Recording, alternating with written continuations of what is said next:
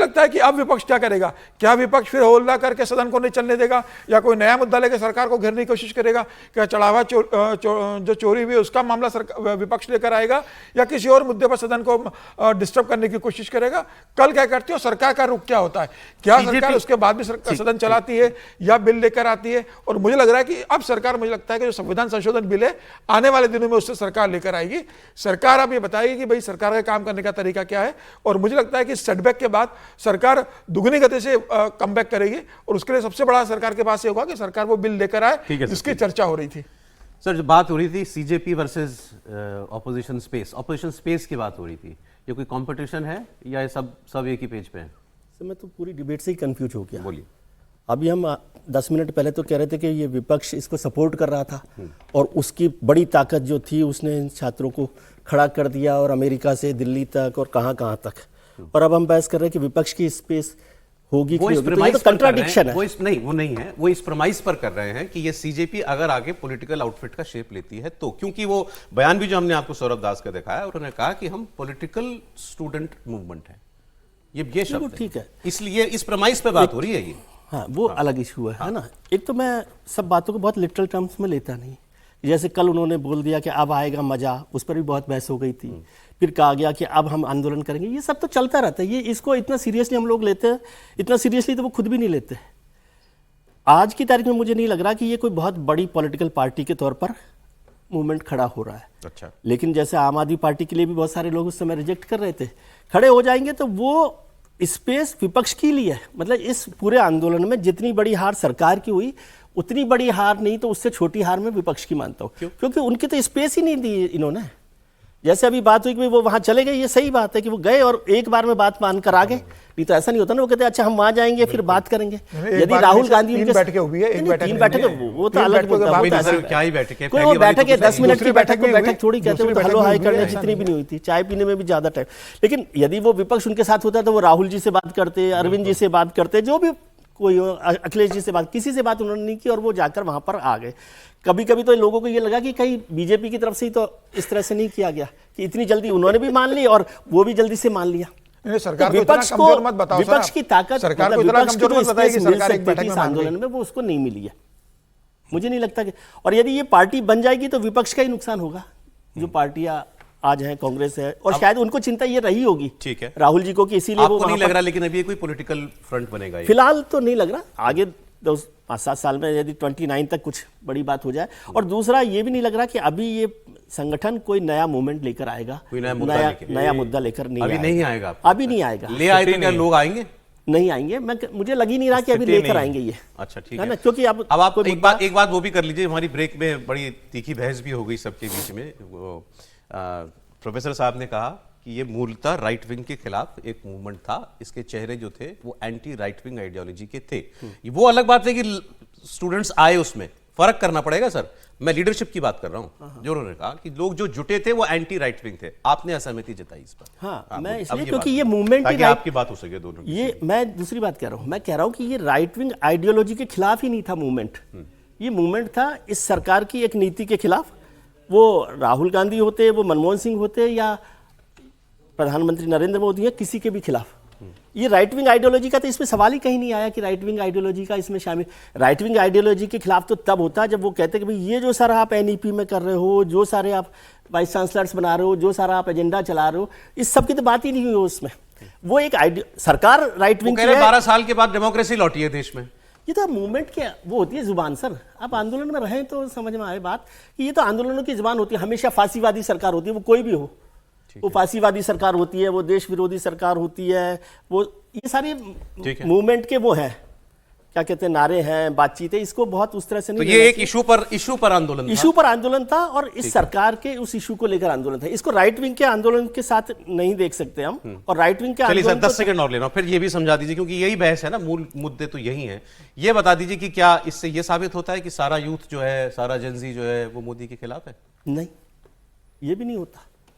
बल्कि मैं कह रहा हूं ये खत्म हो गया और मोदी जी ने जिस तरह से लिया, हो सकता है बहुत सारे लोग वापस उसी खेमे में चले जाए। क्योंकि बहुत सारे बच्चे लोग हैं जो राइट विंग के भी थे। यदि राइट विंग आप कह रहे हो, मैं सीधे कहूं भारतीय जनता पार्टी के परिवारों के बच्चे भी वहां पर गए हुए थे, ठीक है। तो वो कोई ऐसे नाराज हो गए ऐसे, और बच्चे लोगों का होता है, वो गुस्सा होते हैं आपने बात मान ली, खत्म हो गई बात।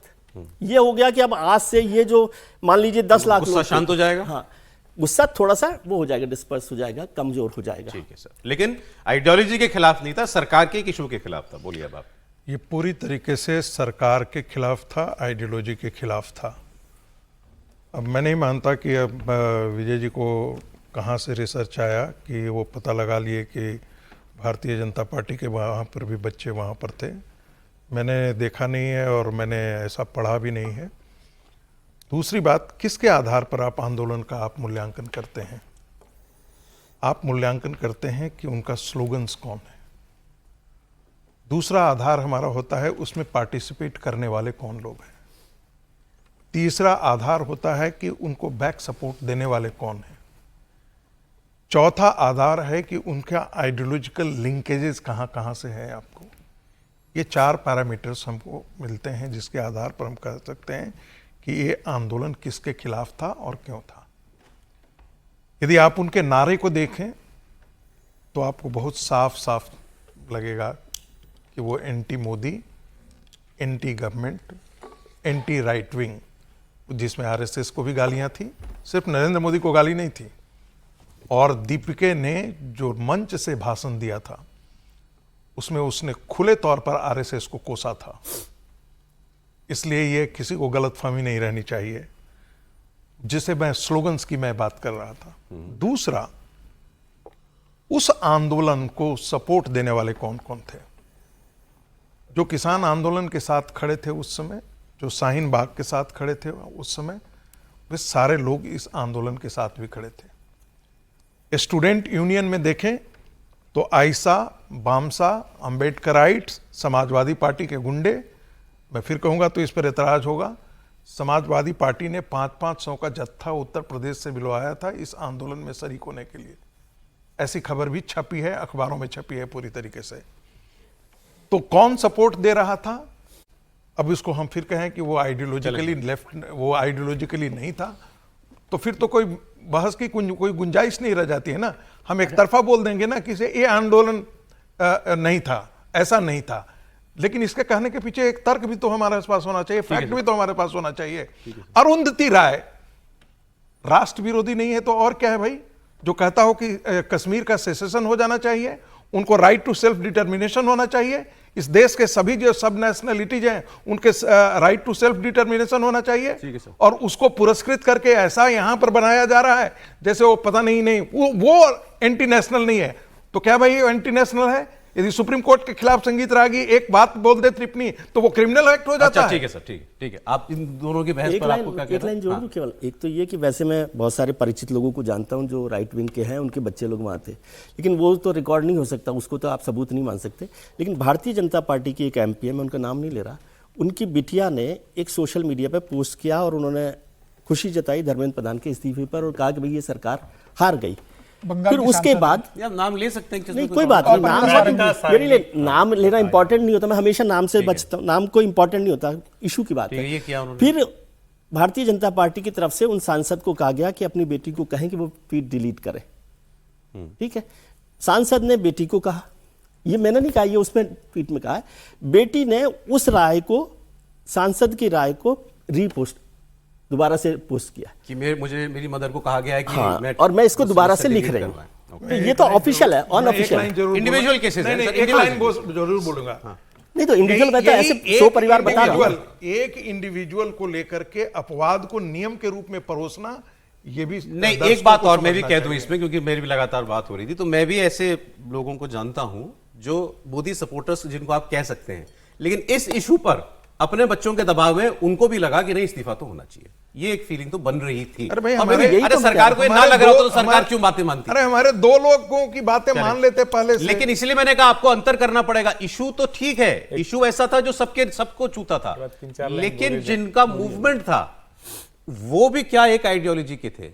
ये बड़ा अच्छा आपने कहा, और प्रोफेसर साहब ने एक बात कही तो नहीं तो मैं बोलता नहीं, क्योंकि दोनों विद्वजन बोल चुके हैं, कुछ बचा नहीं। 2 लोग बोलिए सर, समय हो जाएगा। मैं वही कह रहा हूं, मैं सिर्फ 3-4 लाइनें बोल देता हूं। एक तो ये कि दोनों लोग ठीक कह रहे हैं, ये आंदोलन पूरी तरह से इस देश की नेशनलिस्ट आइडियोलॉजी के खिलाफ था, इसीलिए 20 दिन तक वहां 400 लोग इकट्ठा थे।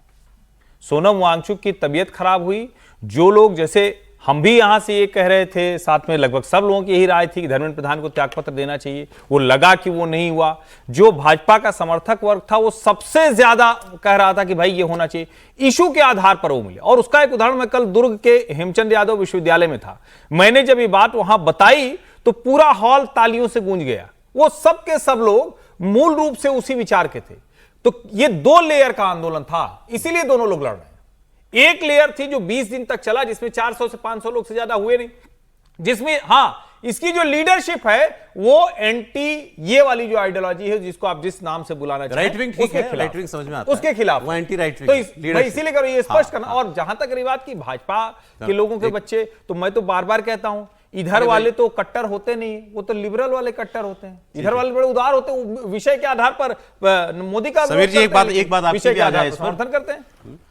नहीं, मिलता है इश्यू तो महत्वपूर्ण था, इसमें कोई दो राय, लेकिन ये बात भी सही है कि जो लोग आंदोलनकारी थे, जिन लोगों ने इसको पूरा मूवमेंट को बनाया, वो एंटी मोदी थे और एंटी राइट विंग थे, इसमें कोई दो राय नहीं। जिस तरीके से वहाँ नारे लगे, जिस तरीके से स्लोगन चले, जिस तरीके से वहाँ बैठ के संगोष्ठी आयोजित की जाती थी कि भविष्य में क्या करना है सरकार के खिलाफ और कैसे मूवमेंट बनाना है, कि लोगों को कैसे इकट्ठा करना है, तो मुद्दा उनको अच्छा मिल गया था। मुद्दा ऐसा सबसे जुड़ा हुआ था, उसका उनको फायदा मिल गया।